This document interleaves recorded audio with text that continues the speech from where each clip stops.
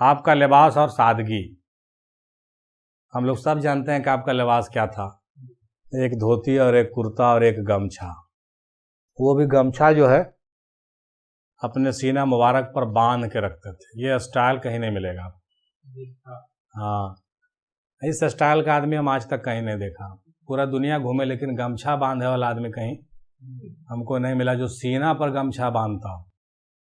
कभी कभी कहते थे कि हो कि कहियो, अरे हमारे तो बहुत से आदमी सिनेमा में नकिया रख के सूंघो ले, इतना खुशबू हो ना हमारे सिनेमा से हो जाने लगो वह उन्हें झापले रहते कि हाँ लगता है उन्हें झापले रहते थे। हमारा सीना से इतना खुशबू निकलता है न हो कि आदमी कहेगा केने अगरबत्ती जल रहा, केने इतर मारा क्या नाम है स्प्रे क्या लगा का आया,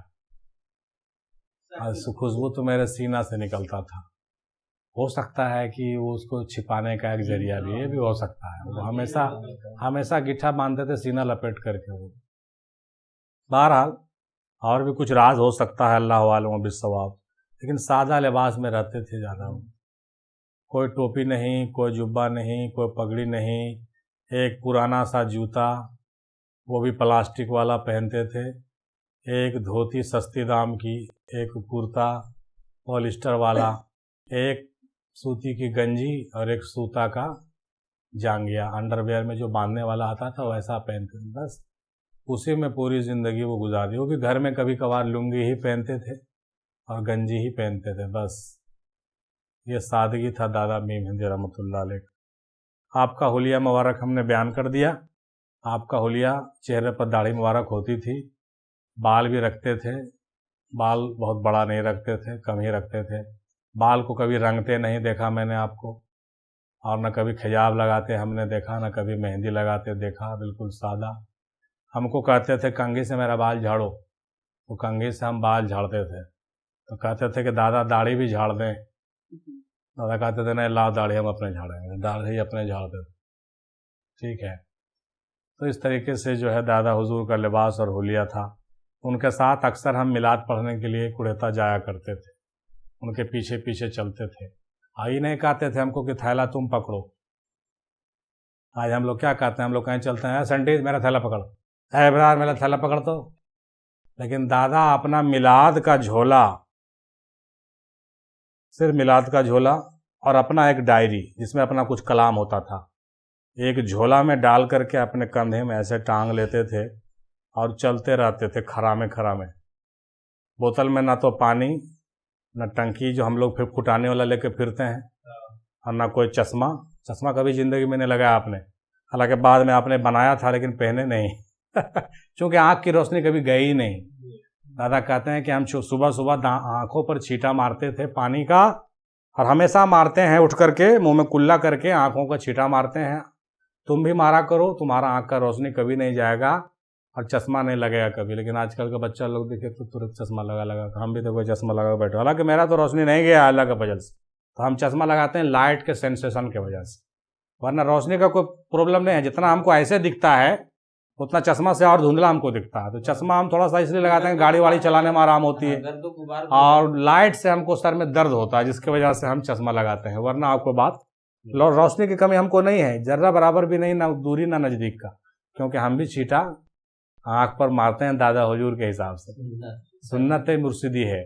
सुबह उठ के मुंह में कुल्ला कीजिए, कुल्ला का पानी घुमाते रहिए और आँख खोल करके उस पर छींटा मारिए सुबह सुबह। सबसे पहला काम ये कीजिए, आपकी आँख की रोशनी हमेशा बरकरार रहेगी। ये दादा का नुस्खा है, हमने कहा।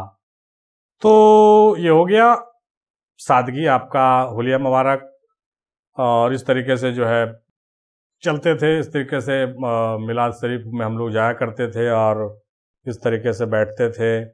और वो बत्ती जो होता था वो पेट्रोल मैक्स क्या बोलते थे उसको, पेट्रोल मैक्स जलता था गांव में, उसी में मिलाद पढ़ते थे। 5 आदमी, बस ऐसे ही 5-10 आदमी होते थे, उससे ज़्यादा नहीं।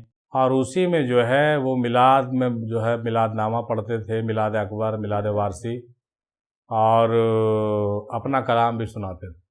है अज़्म दी अज़्मे दरूं, आखिर करूं तो क्या करूं। बाद में हम सोचने लगे बड़े होकर कि सब काहल किसी को सुनाते थे, कोई समझता तो है ही नहीं था। तो पहले कह देते थे कि हम कह देते हैं, तुम समझोगे तो नहीं, मगर हम कह देते हैं। अरे भाई जब समझेगा हम आइए नहीं तो काहे कहते हैं, वो कहते थे इसलिए कि दिल का बोझ हल्का हो जाए। वो कहते थे कि भाई तुम लोग कुछ नहीं सुनाओगे, चलो मेरा कलाम हमसे सुनो। और आपका कलाम कौन सुनते थे उस वक्त? गांव में मास्टर हसमत साहब जो आज गैर हाजिर हैं वो होते थे, डॉक्टर मंसूर साहब होते थे, और कभी कभी वालिद साहब भी गांव में शिरकत करते थे, लेकिन बहुत कम, ज़्यादातर हम ही रहते थे क्योंकि ड्यूटी इनका था तो अपने ड्यूटी पे ज़्यादातर रहते थे। तो हम तो बच्चे थे, ये लोग सब नौजवान और अपने ज़माने के नौजवान थे। उस ज़माने में गांव में एक आदमी मात्र मंसूर साहब बीए किए हुए था और मास्टर हसमत साहब मैट्रिक किए हुए थे। मास्टर इकराम साहब मैट्रिक बीए कर लिए थे, मैंने चंद लोग, दो चंद ही पढ़े लिखे थे।